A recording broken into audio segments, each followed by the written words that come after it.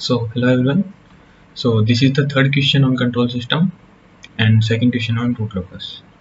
काफ़ी अच्छा क्वेश्चन है ये, आप ट्राई कर लो एक बार, उसके बाद मैं एक्सप्लेन करता हूँ। ठीक है, तो मैं स्टार्ट करता हूँ। हाँ, तो इसके अंदर आपको k की वैल्यू फाइंड करनी है पॉइंट P पे। पहली बात तो ये रूट लोकस बेसिकली होता क्या है, डिफरेंट वैल्यूज ऑफ k के लिए CLTF के पोल्स का पाथ है ना। तो इस पॉइंट पे k की वैल्यू अलग होगी, इस पॉइंट पे अलग होगी, p पे अलग होगी, p पे अलग होगी। तो हमें p पॉइंट पे वैल्यू फाइंड करनी है k की। ओके, ठीक है। तो अब पहले ये बात बताओ मेरे को, जब आपने सेकंड ऑर्डर रिस्पॉन्स पढ़ा होगा तो वहां पे उसका उसके उसके पोल्स का प्लॉट पढ़ा होगा आपने। तो वहां पे आपने एक बात देखी होगी, जब पोल्स रियल एक्सिस भी होते हैं, मतलब इस समय, पेन का कलर चेंज करते हैं। हाँ, तो इस समय सिस्टम होगा क्रिटिकल डैम्प, सॉरी ओवर डैम्प्ड, मतलब इन सभी वैल्यूज के लिए। और ये जो वैल्यू है ब्रेक अवे पॉइंट की, इस समय सिस्टम होता है क्रिटिकल डैम्प। और ये इतनी सारी जो वैल्यू आ रही है सारी जो हवा में है, ये इस समय सिस्टम होता है अंडर डैम्प। देखो ये सभी बेसिक चीजें आपको पता होनी चाहिए, तभी जाके क्वेश्चन होगा। इसमें बहुत सारे कॉन्सेप्ट्स यूज होंगे और सारे क्लियरफाई हो जाएंगे एक ही वीडियो में। ठीक है, तो जब सिस्टम अंडर डैम्प्ड होता है, ये भी अच्छा नहीं चल रहा,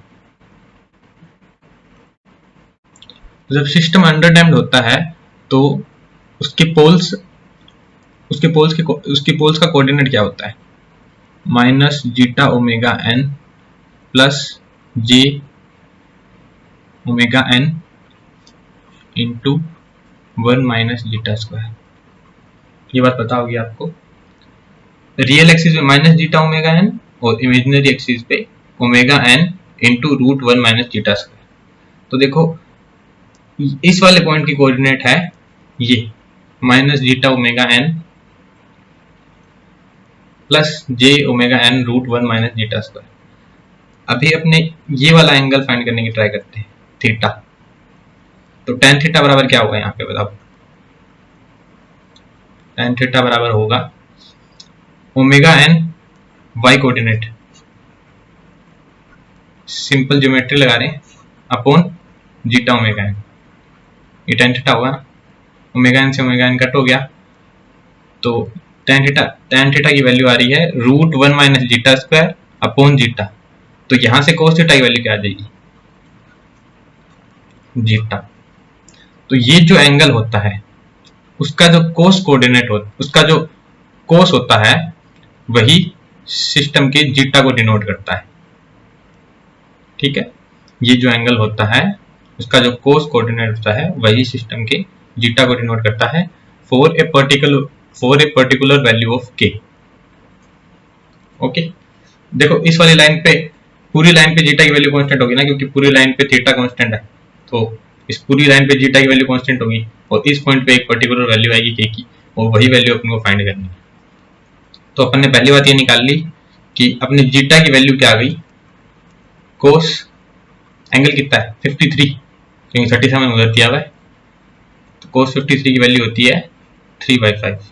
तो पहली बात आ गई अपनी जीटा की वैल्यू 3/5। अब अपन को दिया है OP distance 5 unit, 5 units OP distance. अब जरा एक बार ट्रिको से देख के बताओ, सॉरी ज्योमेट्री से देख के बताओ कि ओपी डिस्टेंस की वैल्यू क्या होगी in terms of zeta and omega. तो देखो ओपी क्या होगा, 0,0 से माइनस जीटा ओमेगा एन और omega N root 1 minus zeta square का डिस्टेंस। मतलब ओपी डिस्टेंस क्या होगा, बेसिकली ओपी डिस्टेंस होगा माइनस जीटा ओमेगा एन का whole square plus omega N under root 1 minus zeta का होल स्क्वायर। ओपी डिस्टेंस का square, मतलब ओपी डिस्टेंस लेंगे तो इसका रूट ले लेंगे। तो जब रूट लेंगे तो सोल्व करने पे आएगा ओमेगा एन। देखो अब हमेशा दो बातें ध्यान रखनी है, जो ये वाला एंगल होता है उसका कोस हमेशा जीटा को डिनोट करता है, और ये जो डिस्टेंस होती है किसी पर्टिकुलर पॉइंट की ओरिजिन से, वो डिस्टेंस ओमेगा एन को डिनोट करती है। अगर ये दो बातें ध्यान रहेगी तो इससे रिलेटेड कोई भी क्वेश्चन आए वो बन जाएगा। तो आपने जीटा की वैल्यू निकाल ली, ओमेगा एन की वैल्यू निकाल ली, तो अब यहां से पी कोऑर्डिनेट डालेंगे। तो देखो पी कोऑर्डिनेट क्या आते हैं,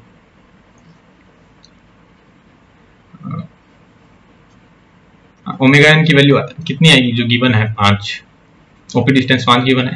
ठीक है, तो नेक्स्ट पेज पे इसकी कोऑर्डिनेट टेक्निक की ट्राई करते हैं। Coordinate of P, P and change. So coordinate of p was minus zeta omega n plus omega n root 1 minus zeta square, जहाँ पे जीटा की वैल्यू 3/5 और ओमेगा एन की वैल्यू 5। जीटा की value 3/5 और 4/5, 3/5 मान लीजिए। ओके, सो पी की वैल्यू आ गई -3 प्लस 5 इंटू रूट 1 माइनस 3/5। चलो ये कर यहाँ पे, सॉरी, जे 5 रूट 1 माइनस 9/25। तो यहां से वैल्यू आ गई 4। ठीक है, तो p के कोऑर्डिनेट क्या आते हैं, -3/4, -3 प्लस J4। तो इसको एक बार एक ट्राइंगल में शो करता हूं मैं। ये पॉइंट O था, ये पॉइंट P था, इतना डिस्टेंस अपना -3 आया, इतना डिस्टेंस अपना 4 आया। अब यहां से देखो ये वाला डिस्टेंस 5 ही आ रहा है जो अपन को गिवन था, और ये कोऑर्डिनेट आए अपने 3,4। अब ये कोऑर्डिनेट पॉइंट P के कोऑर्डिनेट रूट लोकस में लाई कर रहे हैं, रूट लोकस पे पॉइंट लाई कर रहे हैं, तो रूट लोकस की कंडीशन को भी सेटिस्फाई करेंगे। रूट लोकस की कंडीशन क्या आती है, mod of G of S equals to 1 always, ये रूट लोकस की कंडीशन होती है। अब देखो इसके लिए अपन को क्या चाहिए, जी ऑफ एस। तो इस रूट लोकस प्लॉट से अपने जी ऑफ एस निकाल सकते हैं, जरूर निकाल सकते हैं। देखो यहाँ पे 3 पोल दिए अपन को, एंगल ऑफ अजिमुथोट्स 60 डिग्री, -60 डिग्री और 180 डिग्री है। तो इसका मतलब यहाँ पे जरूर 3 पोल रहे होंगे और एक भी जीरो नहीं रहा, एक भी जीरो नहीं रहा होगा। ठीक है, तो यहां से अपने कैसे लिखेंगे जी ऑफ एस को, k upon S into S plus 8 into S plus 10। G of S की वैल्यू ये आ जाएगी। तो यहाँ पे जी ऑफ एस लिख देते हैं k upon S, S plus 8 into S plus 10। अब ये पॉइंट, ये वाला पॉइंट P रूट लोकस पे लाई कर रहा है, तो इस वाली कंडीशन को सेटिस्फाई करेगा, मतलब mod of GS should be equals to 1। ठीक है, तो ये वाली कंडीशन इसमें अप्लाई करते हैं, ये वाला पॉइंट रखते हैं इसके अंदर। तो k upon S into S plus 8 into S plus 10 का magnitude equals to 1 at point P, at point P। Okay, so k equals to point P के कोऑर्डिनेट क्या थे, -3 प्लस 4j, -3 प्लस 4j। यहाँ पे -3 प्लस 4j रखेंगे तो क्या आएगा, 5 प्लस 4j, और यहाँ पे आ जाएगा 7 प्लस 4j। ओके, अभी सिंपली इसको सोल्व कर लेंगे, मतलब रूट 3 का होल स्क्वायर प्लस 4 का होल स्क्वायर। चलो ये मैं करके बता देता हूँ। सो k की वैल्यू आई रूट 3 का होल स्क्वायर प्लस 4 का होल स्क्वायर 5 इंटू रूट में 5 का स्क्वायर 25 प्लस 4 का 5 का स्क्वायर 25 प्लस 4 का स्क्वायर 16 41 इंटू 7 का स्क्वायर प्लस 4 का square that is equals to 65। तो इसको पूरा अपने सोल्व करेंगे, तो मैंने सोल्व करके रख रखा है इसको। तो वैल्यू आती है इसकी 258.11। तो उस पॉइंट P पे वैल्यू K की थी 258.11। तो ये काफ़ी अच्छा क्वेश्चन हो गया। लेकिन देखो इसको करने का एक और तरीका है। देखो अभी ये इस वाली इक्वेशन को ध्यान से देखो, मैंने जानबूझ के इसको इक्वेशन 1 रखा है। इसके अंदर क्या क्या कोऑर्डिनेट आया, -3 + 4g। इसके अंदर चलते हैं अपने, जो ये वाली डिस्टेंस है, कलर चेंज करता हूँ, जो ये वाली डिस्टेंस है, ये वाली, ये इतनी डिस्टेंस, ये -3 + 4g तो है 5 जो अपन को दी थी। ठीक है, अब देखो ये वाली डिस्टेंस देखो, यहां से लेके पॉइंट P तक की डिस्टेंस, -8 वाली, -8 से लेके पॉइंट P तक की डिस्टेंस। देखो चलो लाइन खींचता हूं एक, देखो ये लाइन मैंने ड्रॉ की,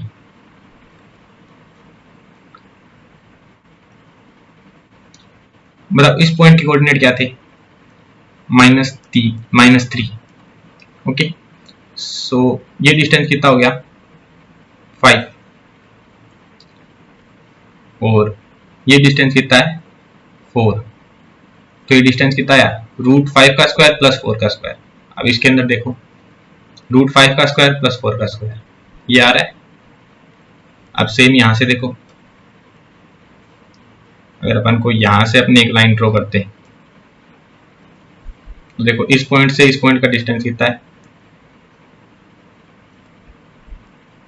7, और ऊपर वाला ये डिस्टेंस 4। तो ये वाला डिस्टेंस कितना हो गया, √7 का स्क्वायर + 4 का स्क्वायर। देखो ये सेम चीज वहीं आ रही है, √7 का स्क्वायर + 4 का स्क्वायर। तो अपना k का आंसर क्या आ रहा है, k = पोल से पॉइंट P का डिस्टेंस, जो भी पोल है, ओ सॉरी 0, 8 और 10, 0, -8 और -10 से पोल का डिस्टेंस और उन सभी का मल्टीप्लीकेशन, वही तो आ रहा है ना। तो इसको ऐसे डायरेक्ट भी कर सकते हैं, लेकिन ये जो बात मैं बताया हूँ ये अधूरी है। लेकिन ये जो बात बताया हूँ मैं वो अधूरी है। देखो कैसे, जो अपना जियोफेस था, कहाँ लिखा था मैंने, ये देखो इसके अंदर कोई भी जीरो नहीं था। मान लो इसके अंदर कोई जीरो होता, k × s + a, मान लो ये कोई जीरो होता है इसके अंदर मेंशन,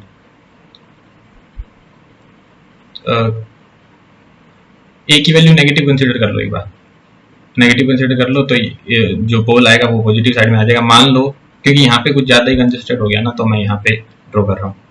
तो मान लो वो जो पोल था वो यहाँ आया होता, इस पॉइंट पे, ये सॉरी जीरो, जो जीरो था वो यहाँ आया होता। ठीक है, तो जब अपने k की वैल्यू लिखते इस एक्सप्रेशन में, देखो यहां से ये वाली वैल्यू यहां जाती, और जो ऊपर वैल्यू थी वो नीचे भी तो आती। तो ये जो अपने एक्सप्रेशन लिखा उसके अपोन में s + a भी आता, तो अपने यहाँ पे s की वैल्यू भी रखते और a की वैल्यू भी रखते, तो इस पूरी वैल्यू के डिवाइड में क्या वैल्यू आ जाती, रूट में जो इसका मैग्नीट्यूड था वो आ जाता।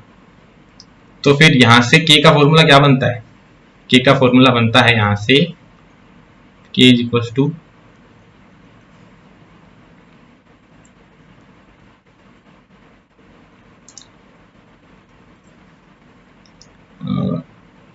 Distance of poles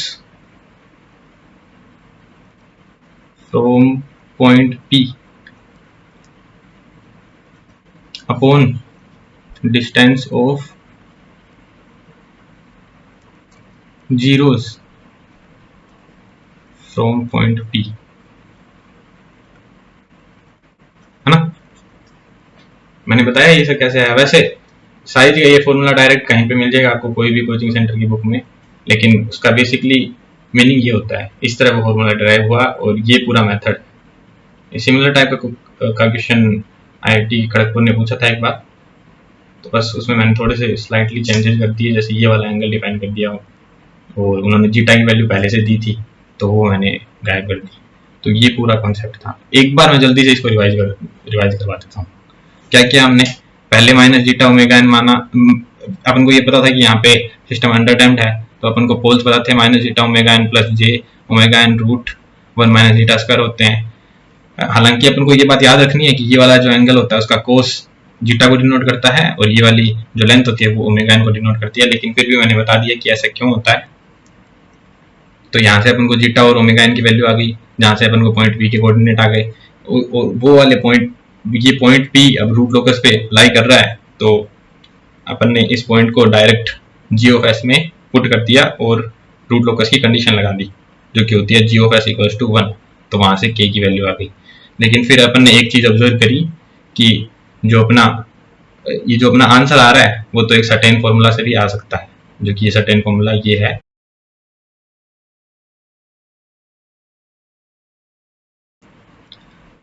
And one more thing I would like to add that please ignore my sloppy handwriting and bad communication skills. मेरे को पता है मैं बहुत ज़्यादा बोलने में थोड़े एरर करता हूँ और मेरा एक्सेंट भी थोड़ा सा स्ट्रेंज है, लेकिन जो क्वेश्चंस के जो कॉन्सेप्ट्स लेके आ रहा हूँ मैं वो शायद काफ़ी अच्छे हैं, मेरे को लगता है जहाँ तक। मेरे को भी यही लगता है कि आप ज़्यादा कॉन्सेप्ट्स पे ध्यान दे रहे होंगे रेदर देन मेरा कम्युनिकेशन स्किल और मेरी हैंड राइटिंग। ऑल्दो मेरी हैंड राइटिंग ठीक है, बट यहाँ थोड़ा सा दिक्कत आ रहा है। So okay, thank you.